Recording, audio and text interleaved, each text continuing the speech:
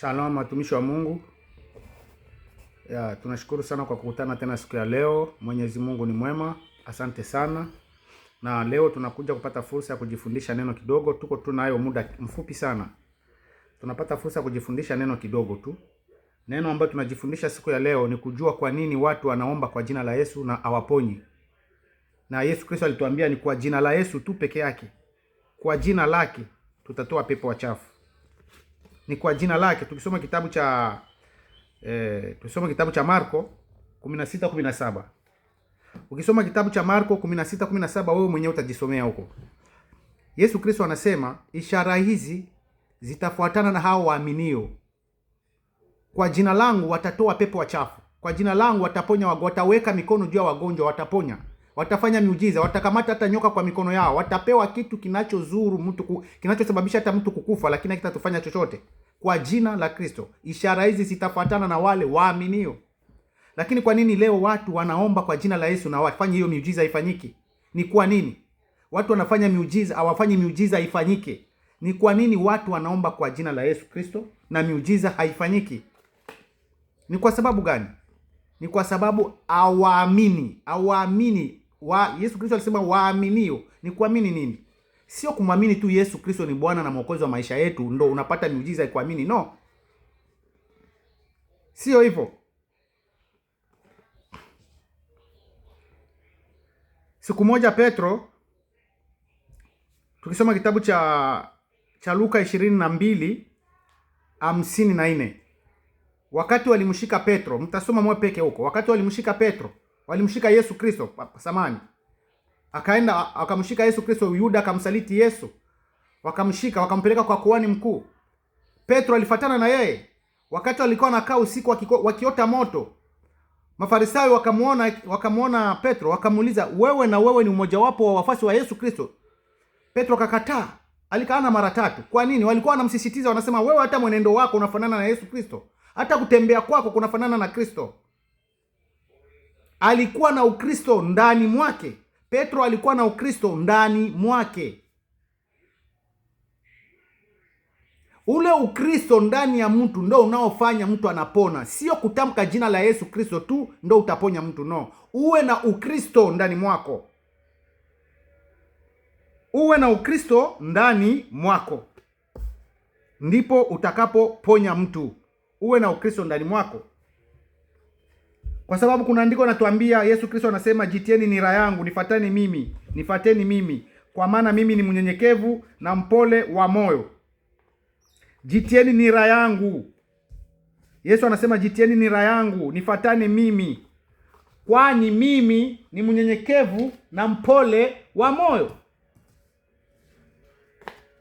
Hiyo tutapata mkitabu cha Mathayo 11:29. Kitabu cha Mathayo 11:29 anasema jitieni nira zangu, nifuateni mimi, kwa maana mimi ni mnyenyekevu na mpole wa moyo. Yaani ukimfuata Yesu Kristo, ukifuata tabia za Kristo, ile tabia za Kristo ndizo zinazoponya. Tabia za Yesu Kristo ndizo zinazoponya. Sio jina la Yesu Kristo ndio zinaponya, hapana. Ni tabia na mwenendo wa Yesu Kristo ndizo zinazoponya. Kama tabia ilikuwa na Petro na mwenendo wa Petro, ule ndio maana Petro alikuwa anaponya. Ndio maana Petro alikuwa anaponya.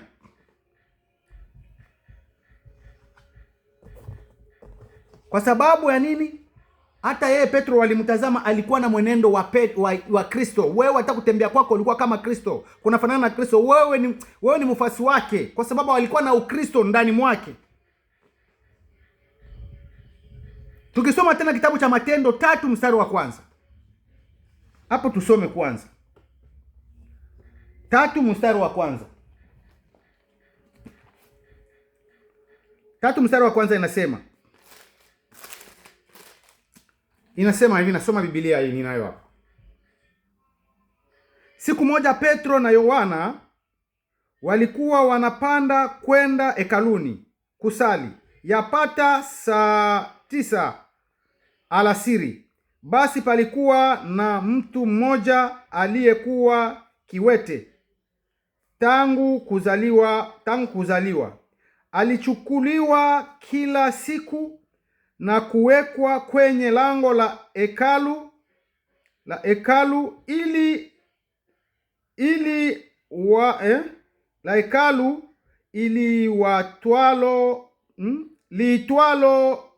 liitwalo zuri, ili aombe msahada kwa watu wanaoingia hekaluni. Huyo mtu akiwaona Petro na Yohana wakikaribia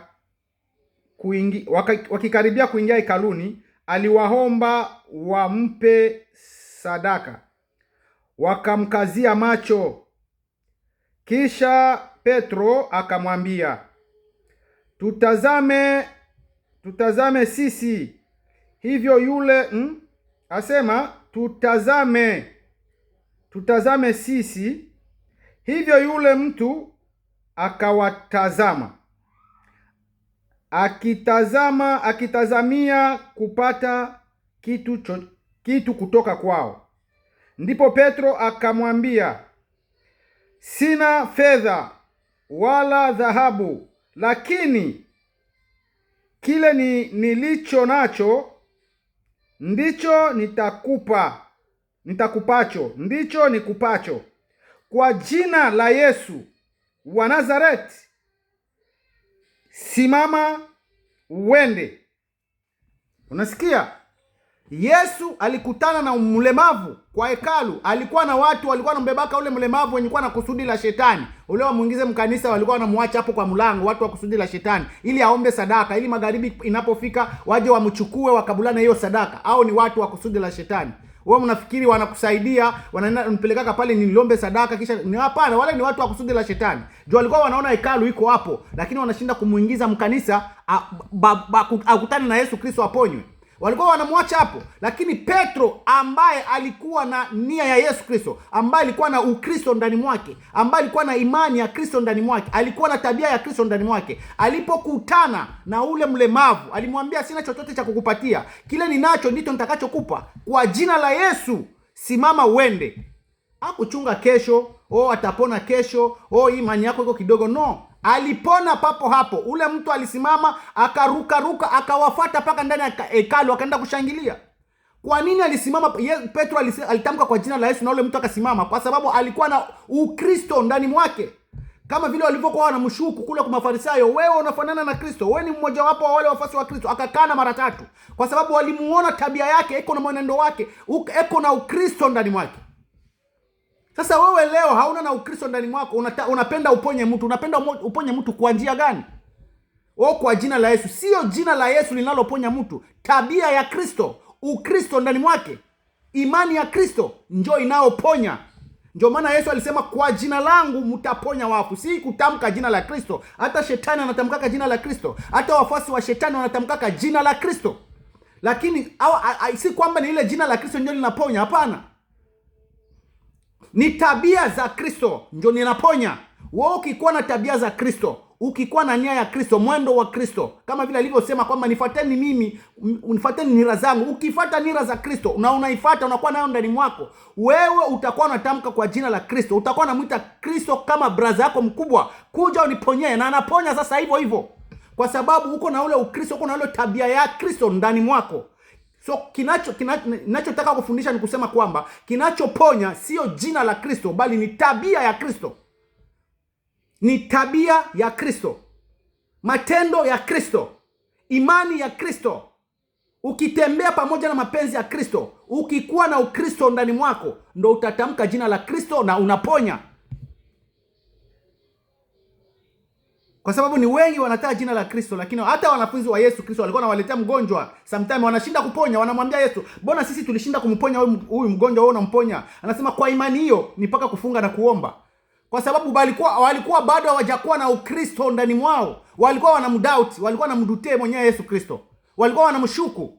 Kwanza walikuwa wanamuuliza Yesu Kristo, tuko nakufuata hapa wewe, mwisho wake tutapata faida gani? Walikuwa wanamfuata na benefits, wanatafuta benefits ndani mwake. Walikuwa wanatafuta faida nyuma yake.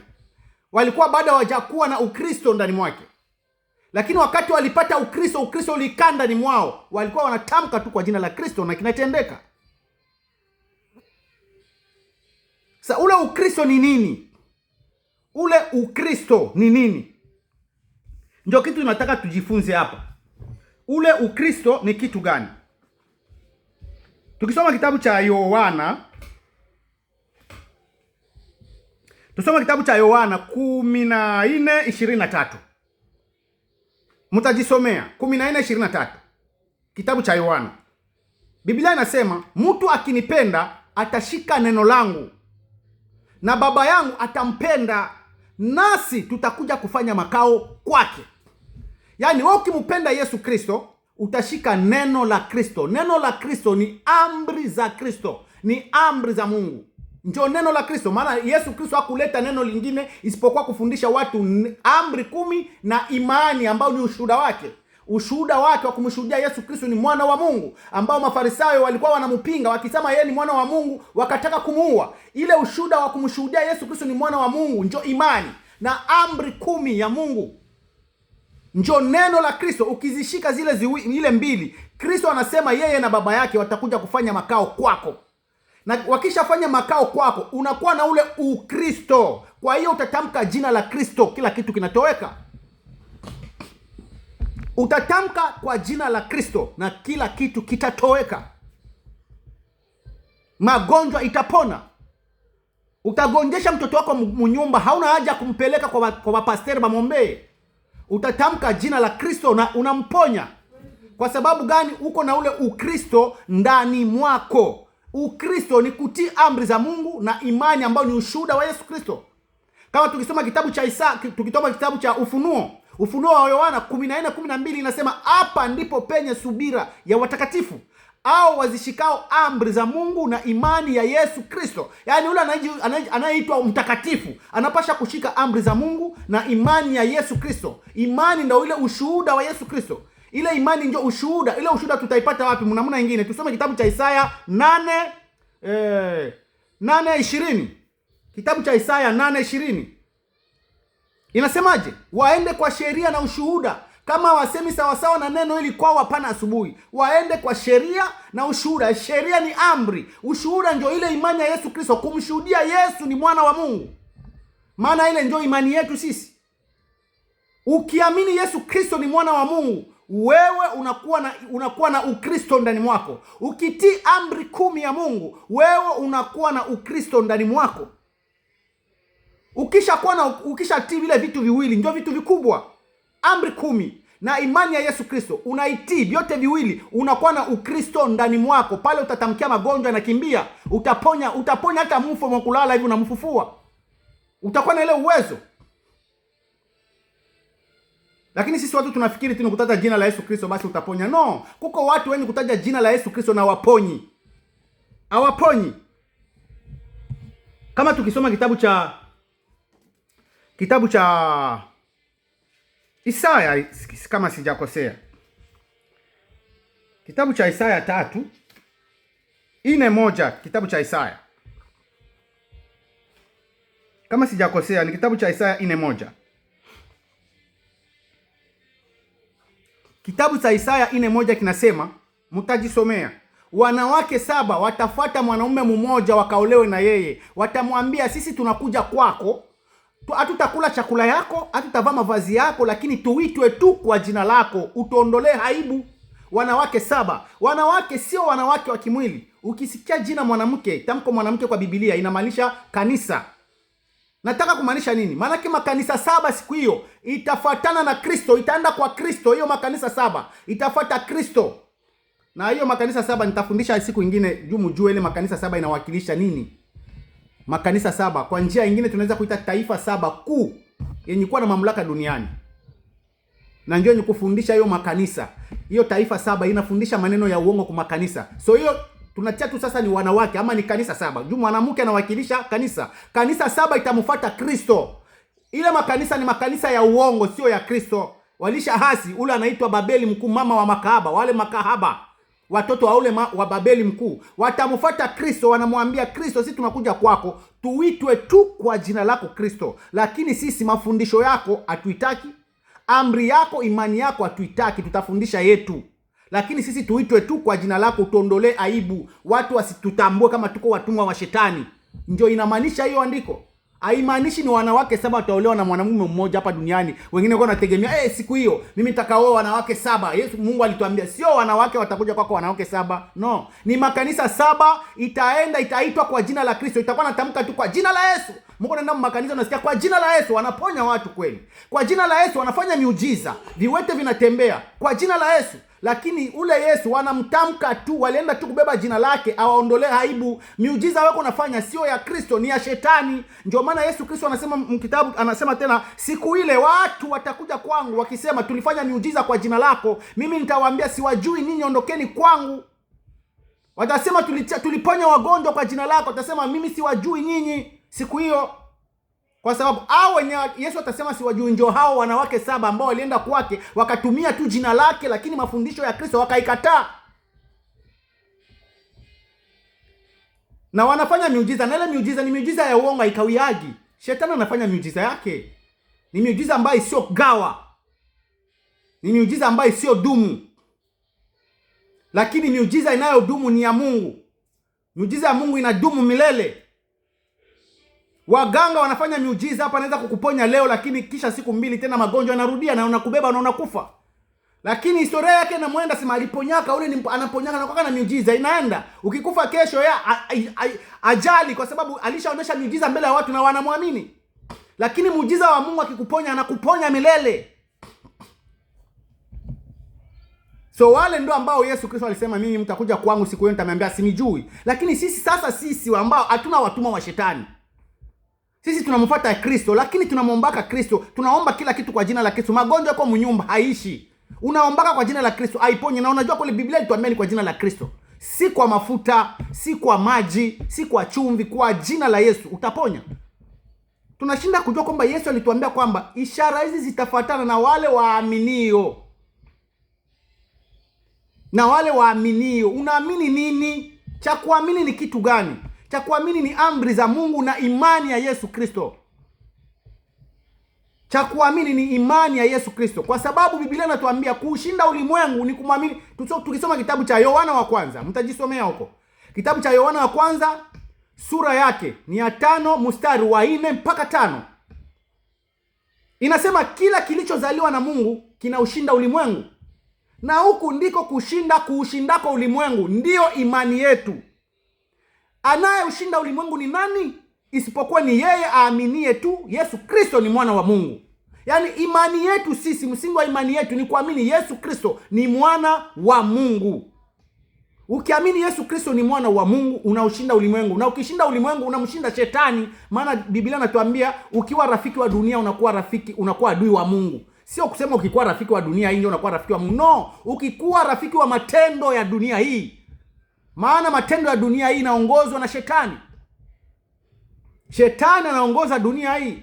So ukikuwa rafiki wa matendo inayoongozwa duniani hii, wewe unakuwa adui wa Mungu. Na ukikuwa adui wa matendo inayoongozwa dunia hii, unakuwa adui wa shetani. Wewe unakuwa na Ukristo ndani mwako. Unamwamini Kristo kuwa mwana wa Mungu. Unakuwa na Ukristo ndani mwako. Utamconvince shetani. Ukitamka jina la Yesu kwa magonjwa yote, ikiwa hata shetani alituma, utamponya huyo mtu dakika moja. Kwa sababu uko na Ukristo ndani mwako. Ukikuwa unatii amri za Mungu, ukiwa unatii amri za Mungu, wewe unakuwa na Ukristo ndani mwako.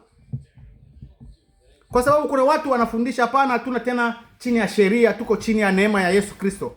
Unajua ile neema ya Yesu Kristo ilikuja kufanya nini? Neema ya Yesu Kristo ilikuja kufanya nini? Hatuna tena chini ya sheria. Ni sheria gani ambayo hauna tena chini ya hiyo sheria? Sheria iko mara mbili. Kuna sheria Mungu alimwambia Musa andika kwenye kitabu chako. Mule mlikuwa masheria kama 600 na hiyo masheria ndo ambayo Yesu ilikuwa kivuli cha mambo yajao. Wakati alikuja Yesu Kristo alikuja neema kwa sababu ya hiyo masheria. Lakini kuna ile sheria ambayo iko ndogo, iko 10 tu ambayo Yesu hakugusa. Tukisoma kitabu cha Mathayo 5:17. Anasema si kuja kutengua torati wala manabii, bali kutimiliza. Na anasema hata hakuna hata nukta moja itakayoondoka ndani ya torati. Na yeyote atakayevunja amri moja katikati ya hii amri iliyokuwa ndogo, naye atafanywa mdogo katika ufalme wa mbingu. Yaani hiyo amri iko ndogo. Ukisikia kuko ndogo, maana kuko nyingi. Hiyo nyingi ndio ile alimwambia Musa andike. Na ile 10 ni yenyewe Mungu aliandika kwa mkono wake mwenyewe. Ile ambayo iliyoandikwa kwa mkono wa Mungu haiharibika na haijatolewa hata nukta moja. Na hiyo ndo shetani anakuja kuambia watu na mataifa wavunje hiyo amri. Na wakisha vunja hiyo amri, wanaenda makanisani wanasema kwa jina la Yesu mgonjwa aponi. Kwa jina la Yesu unaenda kunyumba yako magonjwa wewe kesho na kesho kutwa unataja kwa jina la Yesu hauponi, kwa sababu uko ulishavunja amri za Mungu. Walishakufundisha kuvunja amri za Mungu. Hauna na Ukristo ndani mwako. Sio kutamka jina la Kristo tu unaponya. No. Ukristo ndani mwako hamna. Ukristo ndani mwako hamna. Ukristo ndani mwako hamna.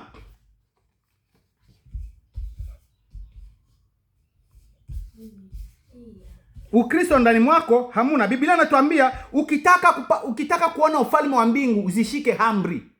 Mtu mmoja alimfuata Yesu Kristo, nifanye nini ili nipate kuona ufalme wa mbingu? Akamwambia zishike amri. Uzishike amri. Lakini wanakuambia amri Yesu Kristo alituachia tu ni amri moja, kumpenda jirani yako kama nafsi yako mwenyewe. Unashindwa kujua kwamba Yesu Kristo alisema tena. Wewe anamuuliza mtu akamuuliza Yesu Kristo, mwalimu, ni amri hipi iliyo kuu? Yesu Kristo akamjibu nini? Amri iliyo kuu ni kumpenda Bwana Mungu wako kwa moyo wako, kwa akili zako zote na nguvu zako zote. Hiyo ndio amri iliyo kuu kuliko zote.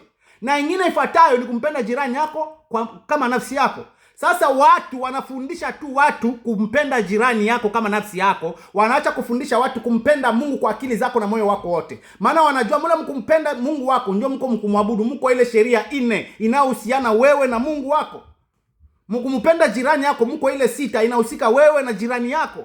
Na shetani anataka kumsababisha nyinyi, kumifundisha nyinyi msifundishe ile amri 4, msishike ile amri 4. Maana anajua ile 4 inahusika na ibada ya Mungu, inahusika na kumtii Mungu na kumwabudu Mungu. Alikuja kuniambia nyinyi mvunje, maana alikuja kunena kinyume chake Mungu aliye juu. Tukifuata kitabu cha Danieli 7:23 mpaka 25. Anasema atanena kinyume chake aliye juu. Ataazimu kubadilisha sheria na majira na sikukuu zetu takatifu.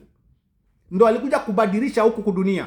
Anafundisha watu wasitii ile amri ya kumpenda Bwana Mungu wako. Juu ukimpenda Bwana Mungu wako hautakuwa na Mungu mwingine. Ukimpenda Bwana Mungu wako hautatia sanamu kwa nyumba yako. Ukimpenda Bwana Mungu wako hautataja jina la Bwana Mungu wako bure. Ukimpenda Bwana Mungu wako utashika siku ya Sabato, hautaivunja, hautafanya kazi siku ya Sabato. Ile amri 4 ndio ambao watu hawaitaki, wanakuambia tuko chini, hatuna chini sheria, tuko ndani ya neema. Lakini wanashika tu Yesu alituachia tu kumpenda jirani yako, anashika ile 6. Kwa sababu ile 6 inakuhusu wewe na jirani yako. Shetani anakusababisha wewe uvunje ile 4 ili umuasi Mungu, ili usiende mbinguni, ukaende pamoja na yeye jehanamu. Na ukivunja ile 4 inakuhusu wewe na Mungu. Baba, wewe mbinguni utaiona kwa television. Utaiona kwa TV.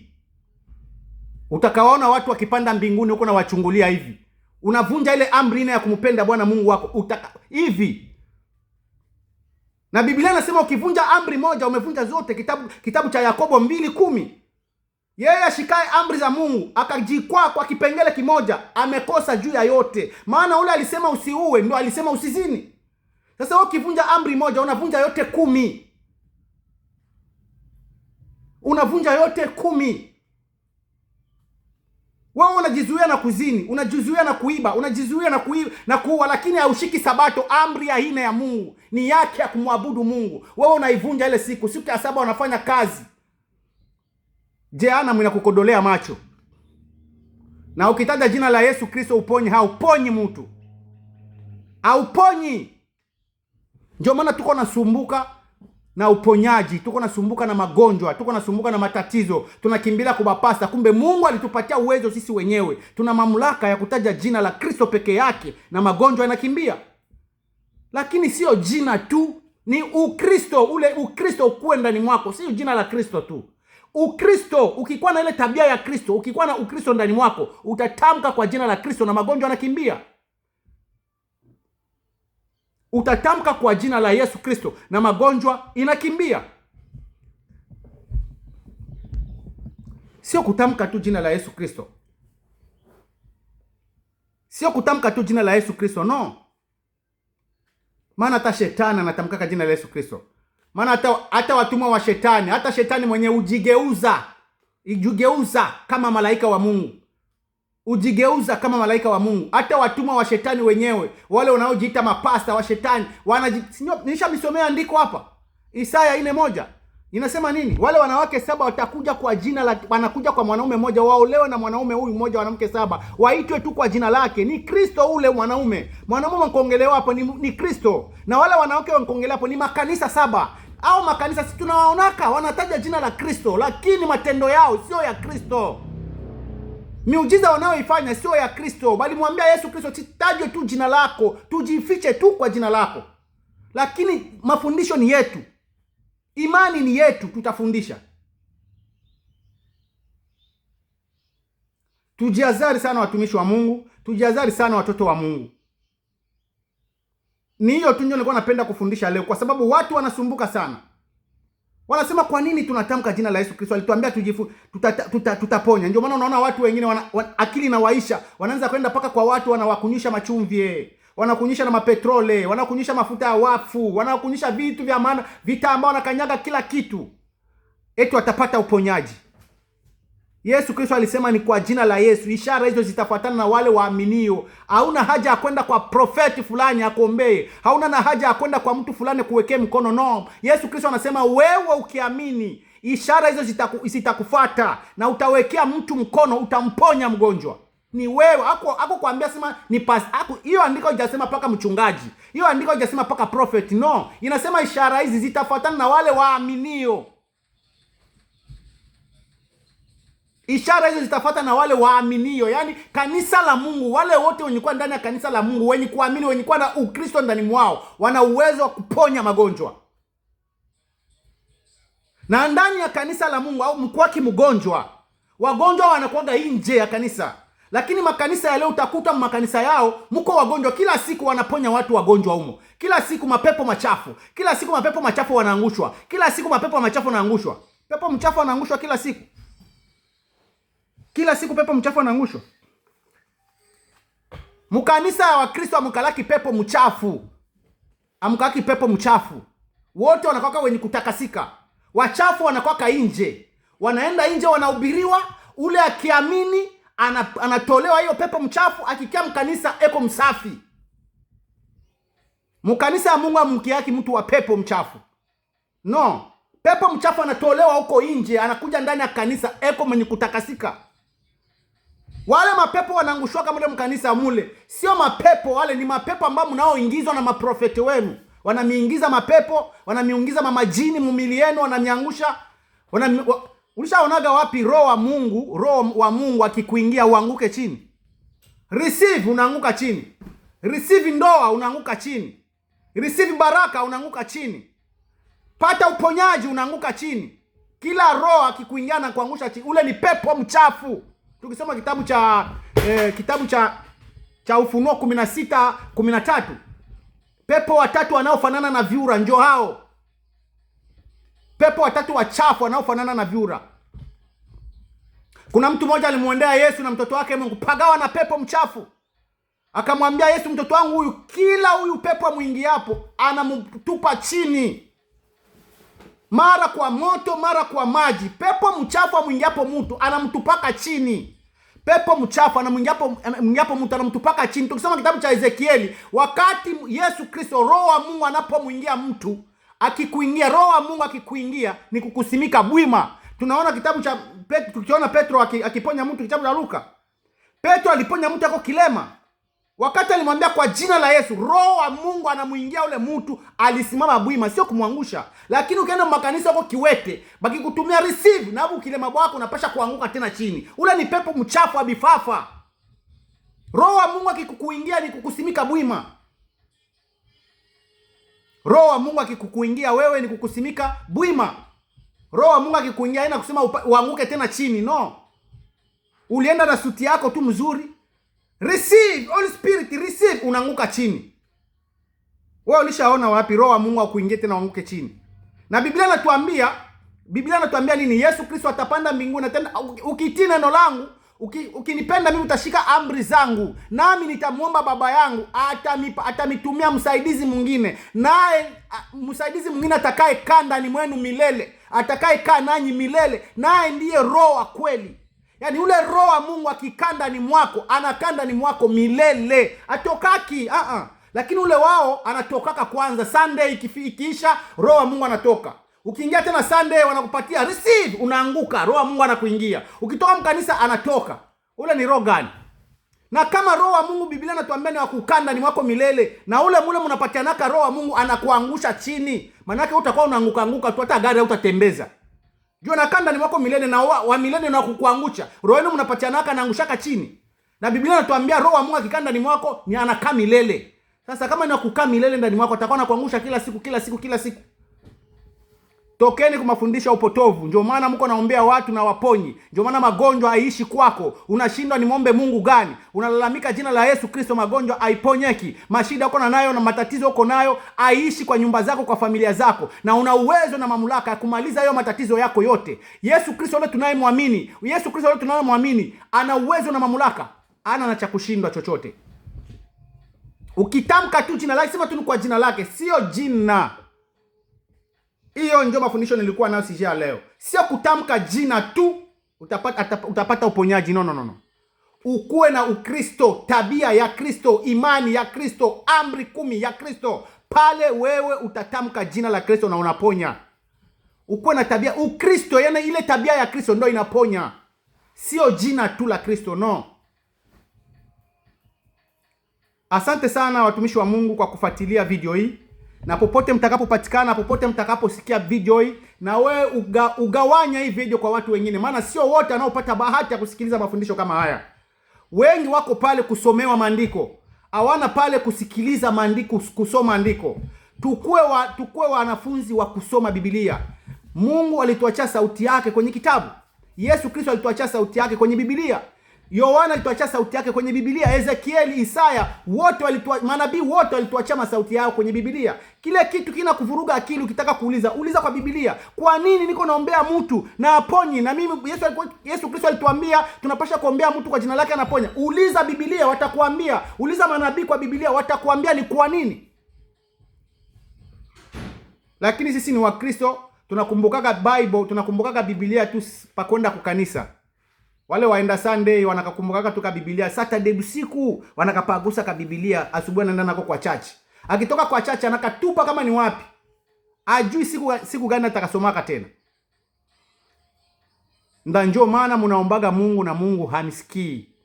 Mungu anasema maombi ya mwenye dhambi ni makelele masikioni mwake. Asante sana watumishi wa Mungu, na mshukuru sana kwa kunitegea sikio hii.